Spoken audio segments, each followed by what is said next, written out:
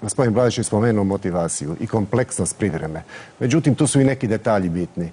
Gospodin Blažić je bio velemajstor i ostao velemajstor motivacije i on je povukao jedan genijalan potez uoči te utakmice za 3. mjesto 1998. godine.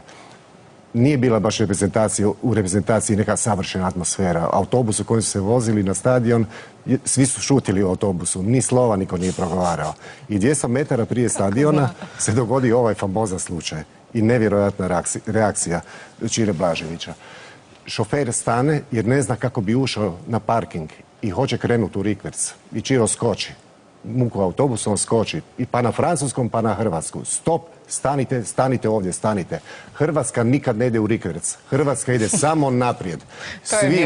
Svi su izišli van iz autobusa, igrači, što je malo nepriliku donijelo organizatoru, jer je to bilo 100 metara izvan stadiona.